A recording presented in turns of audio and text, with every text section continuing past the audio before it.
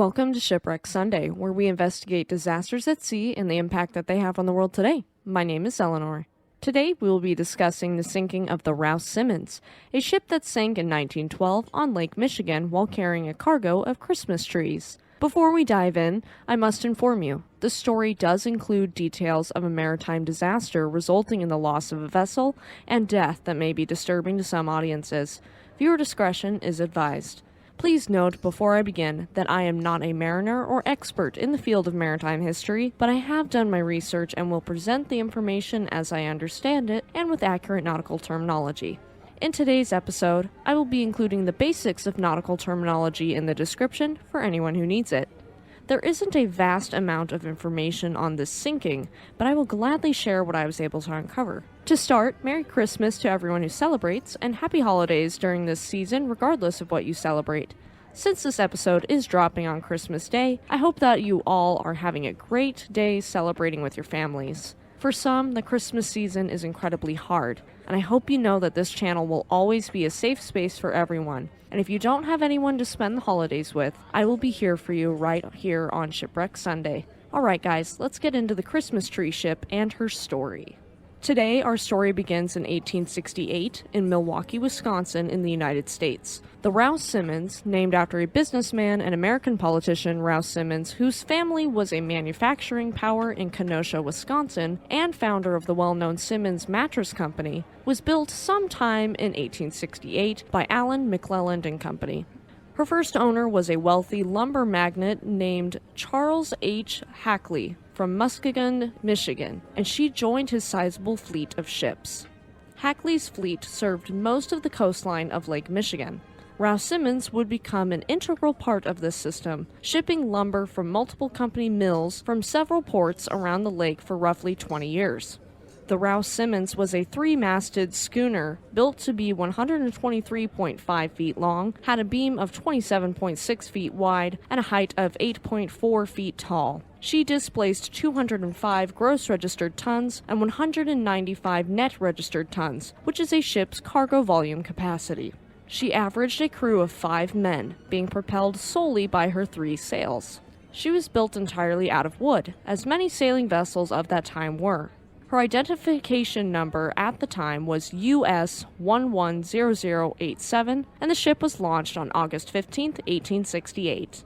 It's important to note that during the 19th century, lumber and Christmas trees were a popular commodity being shipped in and out of the Chicago area, since Chicago was one of the busiest shipping ports in the world at this time. Great Lakes ships would transport Christmas trees at the end of their season from northern Wisconsin or Michigan's Upper Peninsula to Chicago. As of 1890, 2 brothers, August and Herman Schunemann, who were both experienced Great Lakes captains, invested in partial ownerships of vessels capable of doing this, and one such vessel would later be the Rouse Simmons in 1910. Before this, though, and after Hackley's ownership, the ship exchanged hands several times, with many schooners like Rouse Simmons being traded around frequently as well. Funny enough, the nickname for schooners that were traded many times like this was, quote, tramp ships. Because back in the day, a person who, got around frequently was often referred to as a tramp in a derogatory manner. The Schunemann brothers had been in the Christmas tree trade in Chicago since around the 1890s and 1900 mark. August would unfortunately die in November of 1898 aboard the S. Tall when it sank in the midst of a bad storm near Glencoe, Illinois, while transporting Christmas trees. Even after his brother's death, Herman would continue the family business moving forward. Many rivals in the Christmas tree industry had sold to wholesalers and local grocers, but not Herman. He sold directly to Chicago's residents at dockside aboard his ships near the Clark Street Bridge. Because he was cutting out the middleman in this exchange, his trees could be sold for a much cheaper price than most of his competitors. His slogan? Christmas tree ship. My prices are the lowest. And he decorated the ship with electric Christmas lights and a tree standing tall atop the main mast like a giant ornament. It was a tradition his brother and him would do with their aging schooners, and many would say Christmas hadn't arrived until the Schunemann brothers had arrived. If you wanted to buy a tree from Herman Schunemann, you'd pay between 50 cents and $1 in 1912, so about $15.40 to $30.79 in 2022 with inflation. much cheaper than the average cost of a Christmas tree in the United States today in 2022, the average of which is $85.59 for a live tree and $122.60 for an artificial tree. If you paid nowadays prices for a tree back then, with inflation in mind, it would be about $2.75 in 1912. Schuneman wasn't greedy, however, and was often referred to as, quote, Captain Santa, since he also gave away trees for free to families strapped for cash. Herman Schuneman first purchased an interest in the ship in 1910, expanding this share to an eighth in 1912. The other shares in the ship were owned by two men, 3/4 of the shares being owned by Mans J. Bonner, a businessman from St. James, Michigan, and 1/8 of the shares being owned by Captain Charles Nelson, a native of Chicago who would sail alongside Schuneman on the final fatal voyage. These businessmen would purchase aging schooners, like the older Rouse Simmons, to save money and because transporting lumber and Christmas trees in the aging, sometimes leaky schooners wasn't a problem. This cargo could get wet and not be damaged. Not only this, but the buoyancy of the cargo could potentially help the aging schooners in typically nasty November storms. So, like he did every year, that year in 1912, Herman Schuneman would load up the Rouse Simmons full of evergreen pine trees in Thompson Harbor near Manistee, Michigan. On November 22, 1912, he loaded the ship with 5,500 trees, planning on making the week-long journey to Chicago, though there was inclement weather on the horizon. Due to the difficult weather, many of his competitors had been entirely discouraged from making their own journeys to Chicago with trees, and a thick blanket of snow lay over the tree farms in Wisconsin and Michigan at the time. Herman hoped that because he'd be one of the few selling trees and the shortage of Christmas trees was significant, that he'd sell a lot of trees and make a huge profit, solving his financial situation. November storms already had a nasty reputation for being particularly violent on the Great Lakes by 1912, and it was well known the weather could be deadly. That's how Herman's brother August had died 14 years earlier, so he knew the risks going into it.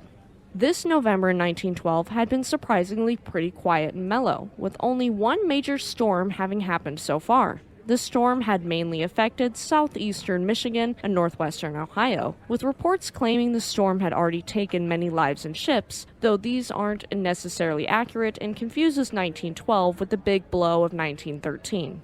Even though there had only been one storm this November, a second one was brewing, and it didn't look good.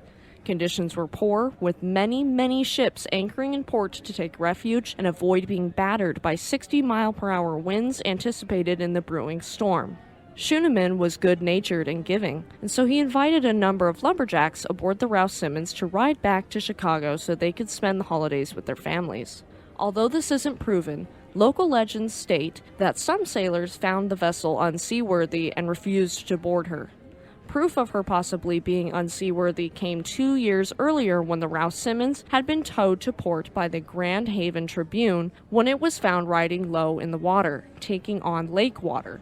Despite this evidence, the journey with Christmas trees was to commence at noon on November 22, 1912. Keep in mind going forward, not everything can be confirmed because no witnesses survived to give testimony, but I am going off of what research I could find. Trees were crammed in every corner available aboard the ship, with the total weight of the cargo far exceeding recommendations, especially with a November storm on the horizon, and it would certainly contribute to any unfortunate circumstance. They set out, and there weren't any reported problems, though during the night, storms were hitting the Rouse Simmons like a freight train, and Captain Schuneman sent 2 sailors down to check the lashings on deck. Lashings in ship terms is the securing arrangements aboard a ship. It could be ropes, cables, lashing rods, turnbuckles, twist locks, you name it. Nowadays, it typically refers to the means of holding cargo containers down securely on a ship. The 2 sailors went on the slippery, wet deck, squinting as lake water sprayed in their faces to check these lashings. A giant wave swept over the deck, scooping up the 2 seamen as well as a lot of bundled trees and a small ship's boat. The schooner was now slightly lighter and more maneuverable, and Captain Schuneman turned the ship toward Bailey's Harbor, a town in Wisconsin. Very suddenly and sadly for the Rouse Simmons and all aboard, the storms dramatically worsened, with ice forming on the soaked trees and wind battering the hull of the ship as she went over heavy seas. The Rouse Simmons was spotted on November 23, 1912, by the Kewanee Life-Saving Station, the ship being low in the water with tattered sails and flying her flag at half-mast to signal distress. According to logs from the station, a surfman saw the Rouse Simmons around 2:50 p.m. and alerted a fellow station keeper, Nelson Crate. Crate went to get the station's gas tugboat but found it had left earlier that day, and around 3:10 p.m., Crate called the nearest station. Even though George E. Sogg of Two Rivers, Wisconsin, sent out the powerboat Tuscarora to rescue the crew of the Rouse Simmons, sadly the ship and her crew were never seen or heard from again. Unfortunately, this wasn't the only ship to go down in this legendary storm either. The Two Brothers, the South Shore, and the Three Sisters also sank in similar circumstances.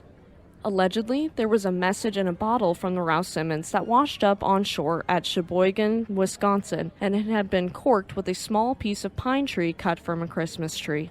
This was the only remains of the vessel recovered other than a few occasional trees and bits of wreckage that were caught in fishing nets. What did the message say, you might ask? It reads as follows. Quote, Friday. Everybody goodbye. I guess we are all through. During the night, the small boat washed overboard. Leaking bad. Involved and Steve lost too. God help us. A month later, in December of 1912, wreckage and Christmas trees from the Rouse Simmons were reported washing ashore at Pentwater, Michigan. Eerily, in 1924, a fisherman using a fishing net brought up Captain Schooneman's wallet, well preserved due to being wrapped in oilskin. Oilskin is a waterproof cloth used for making garments especially worn by sailors and others that work with water or in wet areas. Inside the wallet, they found a newspaper clipping, an expense memorandum, and business cards. As for the wreck of the ship, it was found by a diver named Gordon Kent Bell-Richard, a man from Milwaukee, in 1971. When he found Rouse Simmons, he was on the lake searching for Vernon, a steamer that had sunk in October of 1887 due to a storm, and he began his search in an area in which fishermen were complaining of their fishing nets getting caught frequently. He stopped searching to dive when his sonar revealed something that looked like a large ship.